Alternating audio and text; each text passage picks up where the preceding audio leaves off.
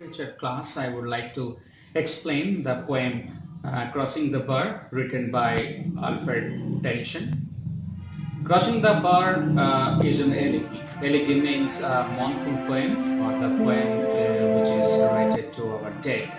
It is written by British poet Alfred Lord Tennyson, and this poem focuses on the transience of life and the finality of death. Lord Tennyson was a poet of the Victorian period, and he remained as the poet laureate of the Great Britain and Ireland during his lifetime. He is well celebrated to this day for his short lyrics. Crossing the Bar was written actually in 1889 when the poet was visiting the Isle of Wight and published the volume Dreamer and Other Poems. He was 80 years old at the time when he wrote this poem, from which he eventually actually let the poet fall in an illness, and from which he eventually recovered. And that time during his illness made the poet ponder on death, as himself was very old and nearing his time. He uses the metaphor of crossing a sandbar to represent death in this poem.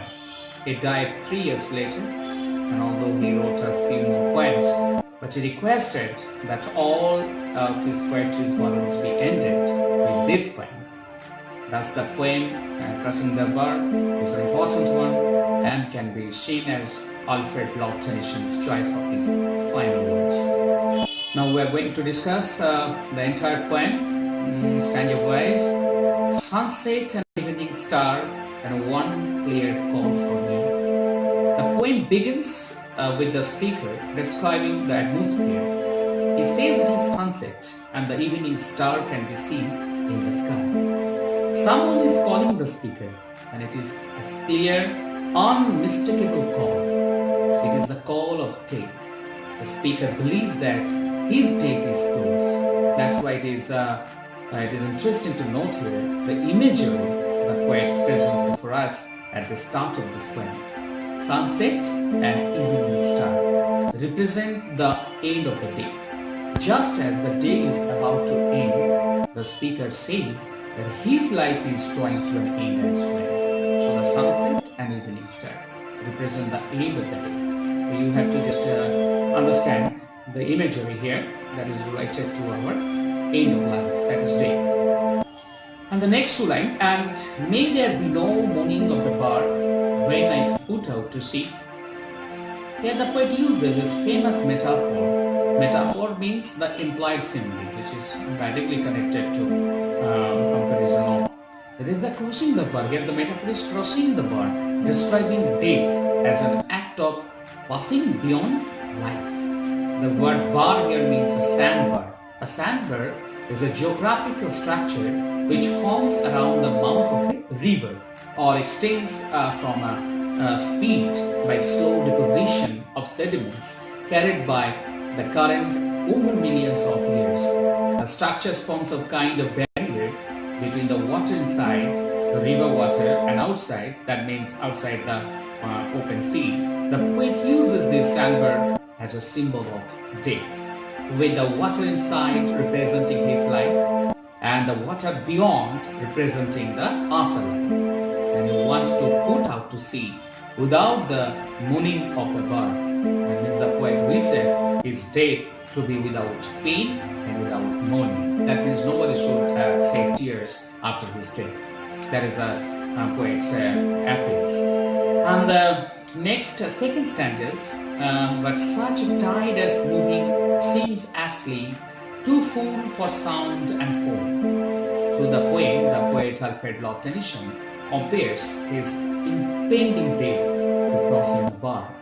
In this stanza, the speaker of the poem talks about the inevitability of death. Inevitability of death means unavoidable circumstances. We cannot avoid death in any time or in any way. The poet wishes that when he puts out to sea, that is when he dies, let it be like a ride which seems asleep as it moves. The speaker wants his death to be a smooth one, like a calm sea wave, which is too full of sound and foam. The speaker hopes that his death will be silent, smooth and quick, making no fuss.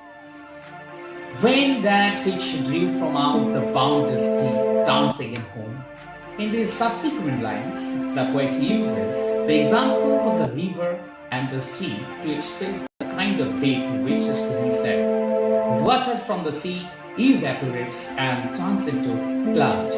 These clouds bring rain, entering that water into the river. And these rivers will flow, carrying their water and eventually pouring it into the sea. Thus it completes a cycle. And the water returns from where it came. Just so, the speaker, considering himself like the water, says that he is returning when he came from. The boundless deep here apparently stands for the sea, and in an allegorical sense to the place the poet believes he will go to after his day. He will go there after his day.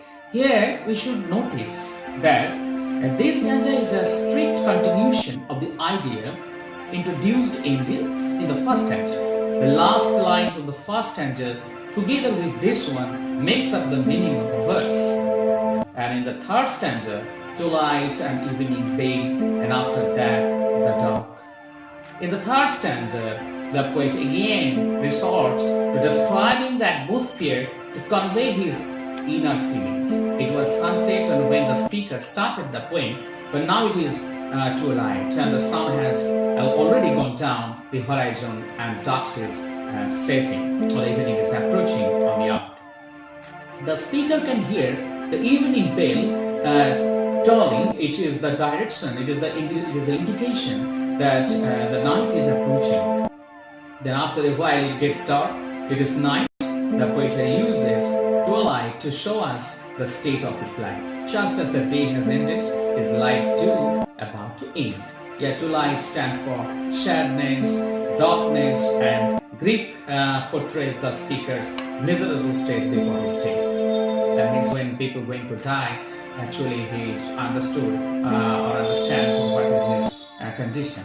And may there be no sadness of farewell when I embark. The speaker expresses his hope that there will be no sadness of farewell upon his day. The sadness of farewell is ambiguous, means not very clear, and can mean both the speaker's own sadness as he departs from life, or the sadness of the people whom he leaves behind and who are saying farewell to him. However, we think the former is more relevant. Again, Lord Tennyson writes, when I embark it's to convey the idea of the speaker's day. Thus, it is evident from the word embark that death is not seen as a final destination by the poet, but rather as a new beginning. And the fourth stanza, for though from out born of time and place, the flood may bear my fall. In the previous stanza of the poem, we see the speaker's positive attitude towards death. It is seen to be exemplified in this final stanza of the poem. We understand that the speaker has accepted his reality, inevitability of death, and he appears to have made his peace with the idea of his fast approaching day. He says that he will be beyond the boundaries of time and place, and the flood of death will carry him far away. This is going beyond the reach of this world. The speaker suggests that there is a place beyond our time and space where he hopes to go after his death. So we are thus acquainted with the poet's belief in afterlife. I hope to see my pilot face to face when I have crossed the world. These final lines of the poem are shrouded in allusions and hidden meanings. Firstly, we are told that the speaker hopes to see his pilot face to face when he will have crossed the world. Here, the word pilot is a direct reference to God.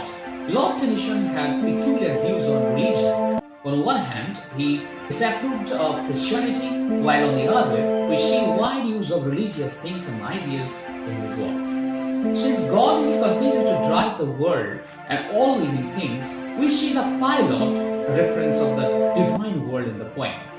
Also, the use of the word crossed is interesting.